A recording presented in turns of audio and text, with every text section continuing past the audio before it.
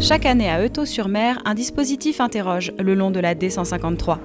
À quoi peuvent bien servir ces rampes installées sur 300 mètres le long de la chaussée? Et pourquoi la circulation est-elle réduite entre Petit-Abbeville et la plage de Pourville? La réponse?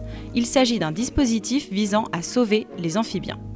Le gros danger des amphibiens qui font le transit, en fait, leur migration entre le bois et la vallée, c'est la route qui se trouve derrière nous, où il y a de forts risques en fait, de collision avec des voitures. Et en fait, on peut en retrouver quelques dizaines maintenant d'écrasés, où avant c'était quelques centaines. Les amphibiens en fait, qu'on retrouve sur la vallée de la Scie hivernent sur le bois d'Eutaux, qui est juste derrière la vallée, on va dire à vol d'oiseau à 200 mètres, et viennent juste sur la vallée pour se reproduire.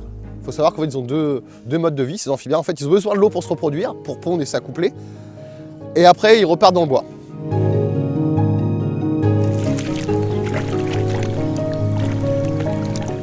Là, c'est la mer idéale pour la production des amphibiens. Là, on peut constater et voir une ponte de crapaud commun et une ponte de grenouille.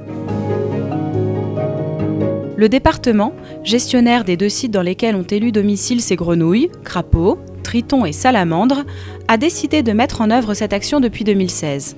Engagé en faveur de la protection du patrimoine naturel, il participe ainsi à la survie de ces espèces protégées et indispensables à l'équilibre des milieux naturels.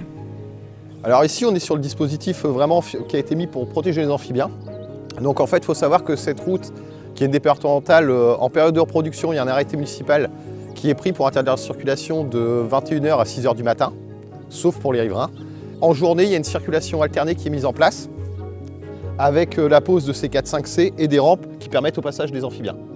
Les amphibiens passent aussi la nuit sur ces rampes, ce qui évite un ramassage manuel comme les premières années.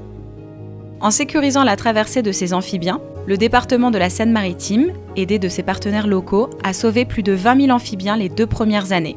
Après la reproduction, alors que les adultes rejoindront tranquillement le bois, les nouveau-nés, eux, attendront d'être dotés de pattes pour les suivre.